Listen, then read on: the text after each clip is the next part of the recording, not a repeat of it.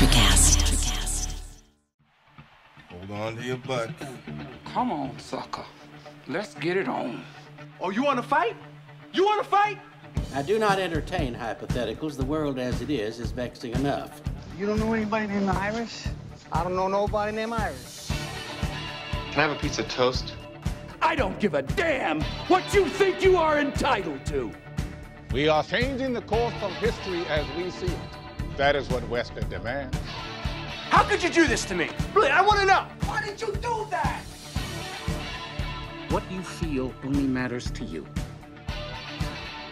Step back for 1 minute and look at the big picture. And that's all. No, not for the real fire. We offer you a bond, a family that very few can understand.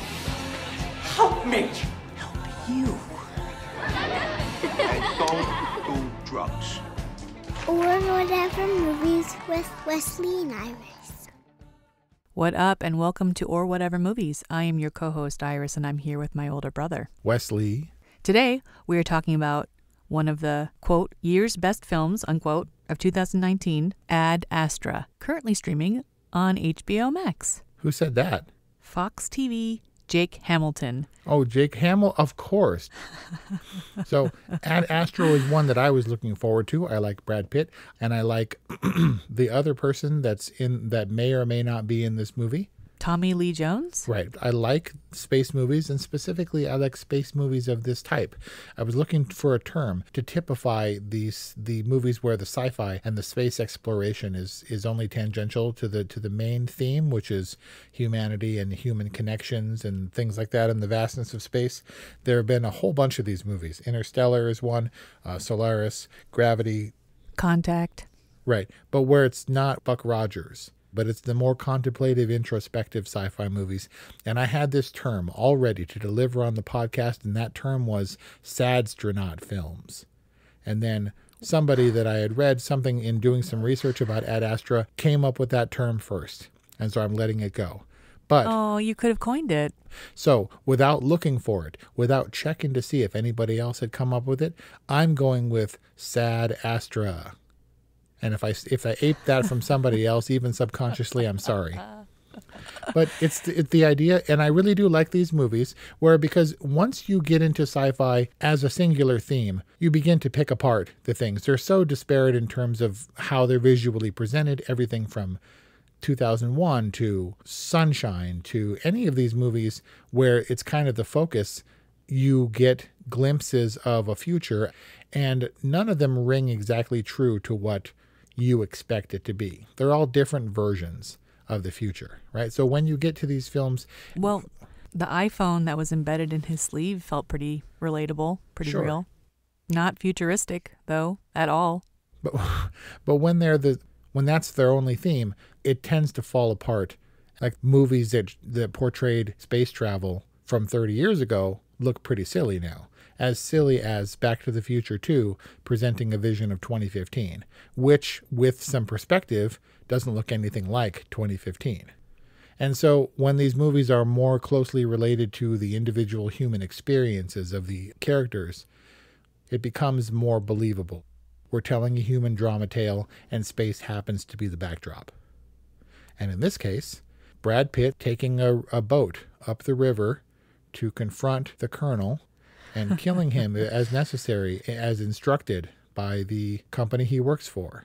Well, he's instructed to take out the Lima Project, but he tries to save his dad. What movie were you referencing other than Apocalypse Now? Well, Apocalypse Now, I think, was pretty clear, right? Yeah. It's, definitely a human drama with a war backdrop. This is a human drama with a space backdrop. But in Sad Astra, finding his dad is everything, right? It absolutely is everything. It's everything to a fault. We can have the things that look good in the trailer, because this movie definitely wasn't marketed as Sad Astra. It was marketed as the Brad Pitt space movie with lots of adventure and mad chimpanzees or mad research primates and moon chases and explosions. Necessary for the trailer and for filler set pieces, for sure.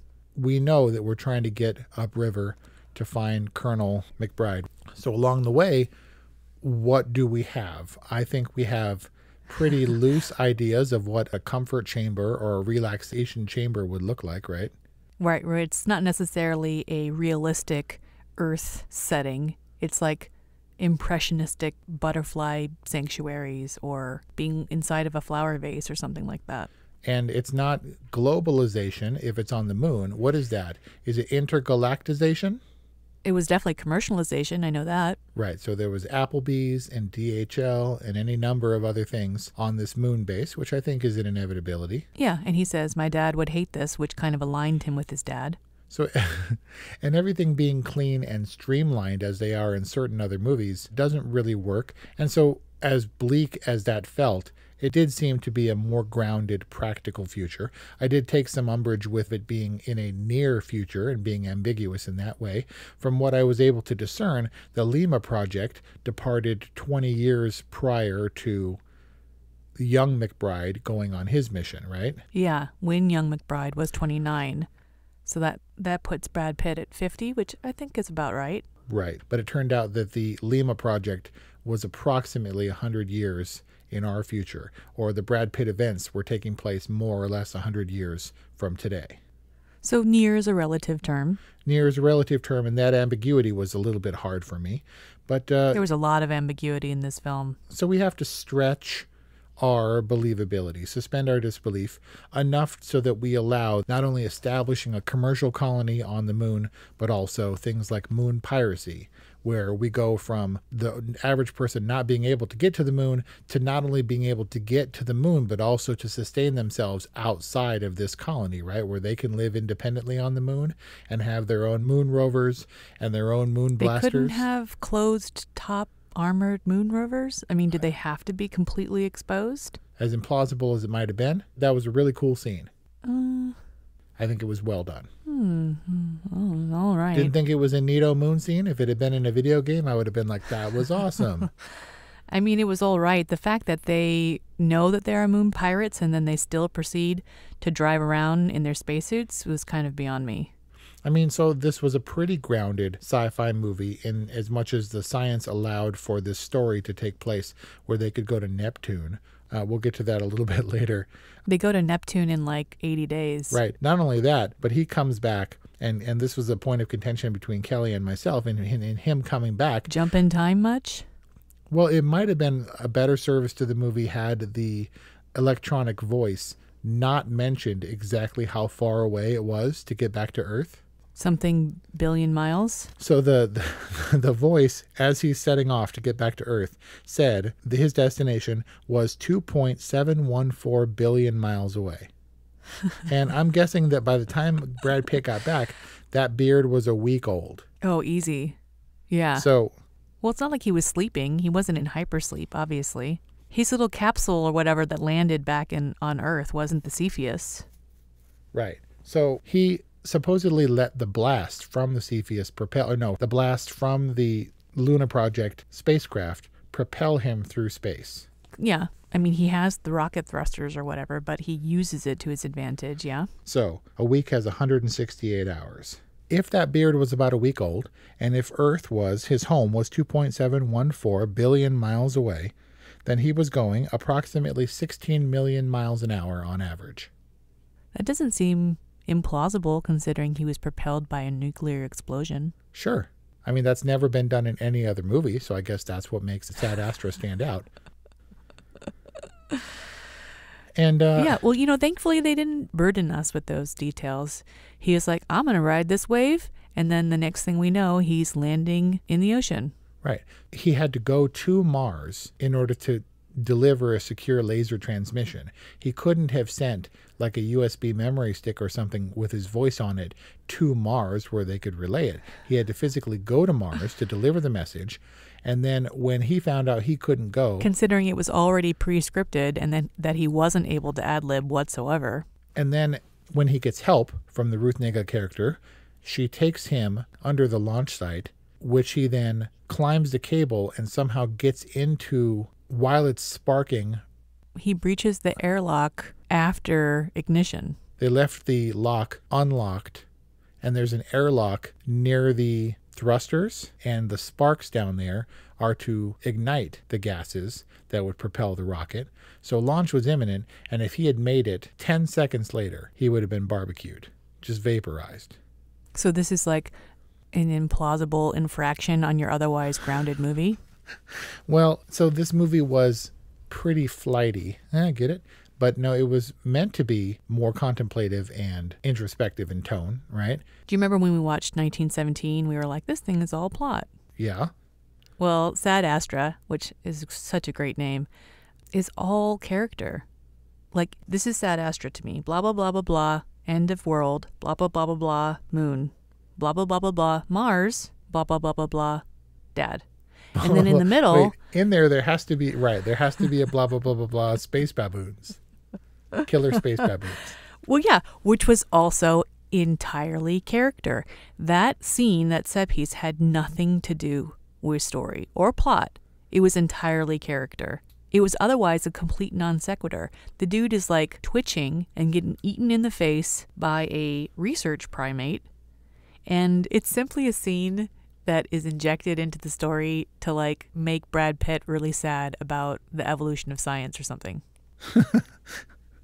But his character, but Roy really believed in science. He really believed in the institution, and he really believed in the mission. He thought he did, but by the time Sad Astra begins, he's already disenfranchised. He already recognizes that he thought he was so committed, but really what he was committed to was not feeling anything at all. But he does, at great personal risk, defy authority, get on the mission, go all the way to Jupiter, pretty much by himself, to carry out the objective. You know, thank you, your services are no longer needed. No, I'm going to get on the spacecraft and go anyway. But then when he does, his objective is to find and terminate the Luna mission commander. And in doing so, kills everyone on board. Maybe through no direct fault of his own. If we learn anything from sci-fi movies, it's that you never answer a distress call. It always goes badly, right? But in the process, everybody died. And he did that so that he could say that he was going through with the objective anyway. Was the personal quest that he be able to stop his father with his own hands, and in doing so find his father, talk to his father, and try to rationalize? Because obviously... Well, he is H. Clifford McBride's son. Yes. Tommy Lee Jones says as much when Roy shows up. He's like, you're my son. If I had men like you, if I had a man like you, I could complete my mission. Let's complete the mission together. Right? Yeah. So he has his father in him and the drive to complete his mission. And he does go with the intention of dismantling the Lima project, stopping the power surges. But I think that he also has it in mind to save his dad. He still loves his dad. He is bald-faced honest about loving his dad despite him abandoning him. And rubbing it in his face and saying, I never cared about you and your mom. Which was really hard. I mean, this is this insurmountable figure, this legend that his father possessed, and that he was reminded of at every turn. It was a story about a boy essentially facing his father. Pretty brutal when you go all that way. I mean, people have gone less distance to track down their dads to be told to their faces that they weren't loved. Pretty rough. He had to see for himself. Right? And the distance wasn't that far. I mean, the fact that he made it to Neptune by himself, like, could nobody else do that? Like, if he was able to do that with their technology of the day, why was he like the second person to do it? Right. Ultimately, the same objective would have been achieved had he let the mission go ahead without him, without climbing aboard. Actually, no, maybe not, because he didn't get eaten by the space monkeys. Everybody else might have diverted course to answer that distress call anyway. He said, you need me, because he knew that captain didn't have what it took to get all the way to Neptune. Yep. That captain, by the way, I know that this is a tangent. That captain, I took one look at that guy and I was like, it's Ethan from Space Cowboys. Space Cowboys, the other movie where the guy wasn't fit or trained to do the job that Clint Eastwood and his team needed to do. And the fact that that was the same guy is one thing, but compounded with Tommy Lee Jones and Donald Sutherland, it was like a 3-person mini Space Cowboys reunion, which was really strange. Especially considering the fact that none of those characters were ever in the same place at the same time in this movie. That's true. Although Donald Sutherland and Tommy Lee Jones supposedly have history in this movie, why was Donald Sutherland his homeless uncle? Why was the high-ranking Thomas Pruitt a homeless dude who just showed up to, like, escort him when clearly he was unfit to be of any help? I mean, it's like he finagled his way onto the mission just so that he can give him confidential information, which, by the way, was always tagged as top secret. Right. Now, he only went as far as the moon, because in this world, in the Sad Astra world, getting to the moon is no longer a big deal. You hop in your little pod and you say, "Can I have a blanket and a pillow?" And it costs $160, and then you're on the moon. Yeah. Moon was like Virgin Atlantic flight to Australia, whereas going to Mars was tantamount to making it to Antarctica. Right, which is still achievable, to say nothing of Neptune. So whatever the case, I think that when you're that cool, when you're that much of a Keith Richards character, when you're old school NASA and have gone farther than anybody has before, then you get kind of homeless chic and shabby looking and grow your hair a little bit because you have credibility. He was as much a legend in NASA as McBride was heading the Lima mission. I mean, I guess Brad Pitt was kind of squeaky clean when he showed up for his briefing. Yeah. He looked the part. They never asked him, by the way, if he wanted to do it. They essentially said, "We're counting on you for this," and he agreed. This was the entire reason that his character existed, to find his dad, because Liv Tyler wasn't enough to keep him home. She was already on her way out. He had nothing to lose, and I didn't expect him to survive. You didn't expect a happy ending? No. And so it was reminiscent in that way of the other contemplative movies, space movies, sci-fi movies. When the character has nothing to lose and when he boards the spaceship, you ultimately believe he was going to sacrifice himself for a cause nobler, or what he perceived to be nobler than himself, returning his father and clearing his father's name and bringing home all of the Lima data. Apparently, the link from Earth to the moon is pretty easy. But from Moon to Mars, he had to travel in person to record a message which would be sent by secure laser to Neptune. But between Mars and Neptune, there was zero communication because everybody on board got killed. He was forced to kill some people, or some people, they were trying to shoot him when he was a stowaway. But he said, time will tell. Check the flight recorder if I don't survive, and you can see how this all went down. And I wasn't trying to kill anybody, but I'm sad to report that everyone is dead. Right. History will decide, which is a big theme in this movie. He himself, while simultaneously discrediting his father, does establish him as a true hero. Yeah, he went crazy and all Colonel Kurtz out there on Neptune, but he captured some of the most interesting and beautiful space intelligence out there, and H. Clifford McBride himself just didn't realize it because, in Brad Pitt's words, he was looking for what wasn't there instead of seeing what actually was there. Which was extraterrestrial intelligence. Right. But what he did do was his job. Good job for doing your job, crazy dad. So he wasn't trying to, on the level of some of these other movies with similar themes, wasn't trying to kill his kid.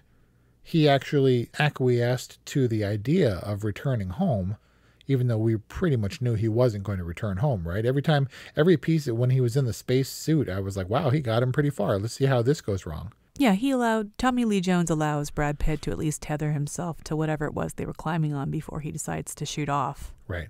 I was expecting a father-son duel in Zero Gravity, one where Brad Pitt is trying to be tender and not to hurt his dad, but McBride goes nuts and is using every weapon in his arsenal to try to avoid being sent back home, where he knows he'll be vilified when he's trying to do nobler work than he was originally dispatched to do.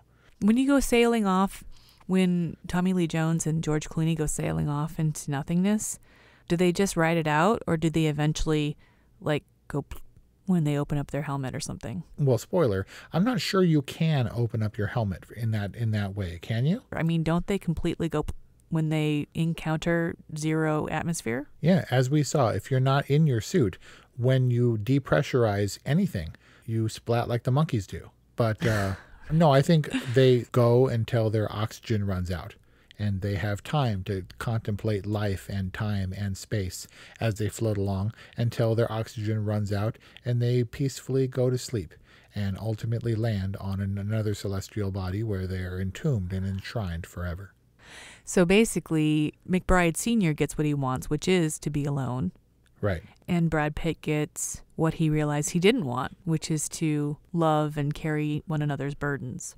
So all is right in the universe. What's your problem? Nothing. I have no problem. So I saw Ad Astra, and then I had to sort of refresh and renew it, because I get that we're striving for deeper themes in this movie, but I kind of forgot it almost immediately. The message that the movie was trying to impart, I had to refamiliarize myself, and unfortunately it was kind of a forgettable movie. It was produced by Plan B, Brad Pitt and Jeremy Kleiner and Dee Dee Gardner, and they had produced 12 Years a Slave and Moonlight. And I get the sense that this was a movie with a larger theme, that they were really trying to shoot for being an awards contender, that ended up being kind of sterile and dry, in my opinion. It was a larger theme that was really small and simple.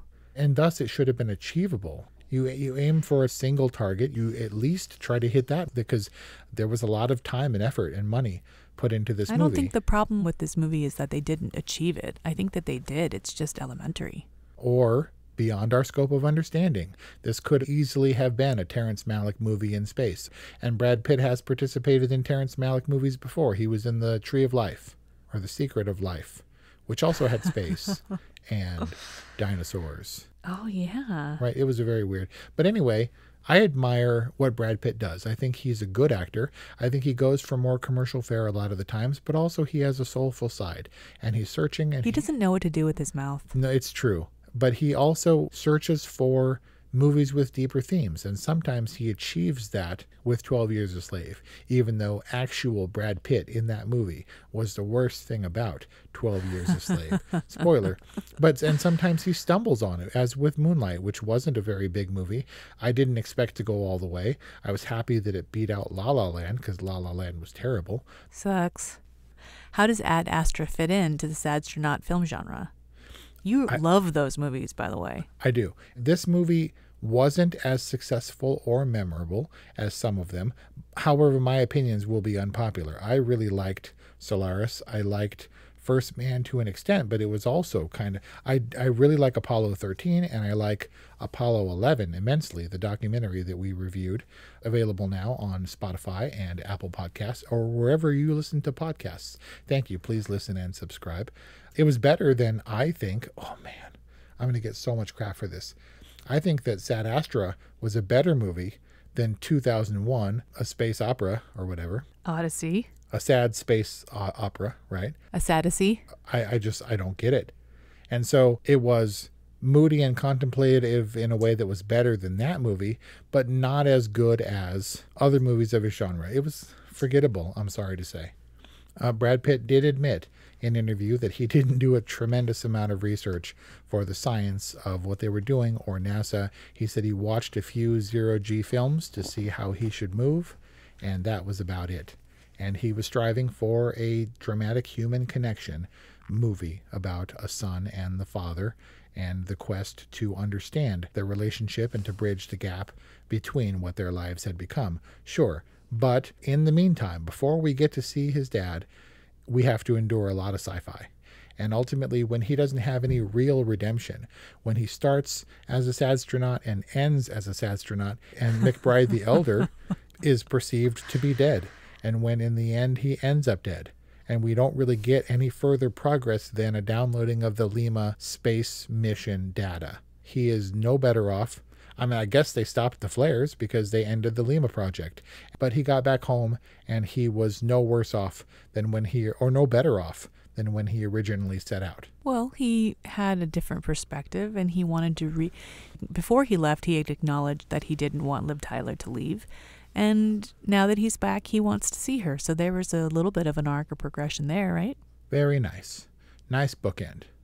So Tommy Lee Jones wasn't sending the surges, right? Because he would have no reason to lie about that to his son when his son travels across the universe to see him. Right. I don't think he was lying. And he said that he was on his end actively trying to stop the surges.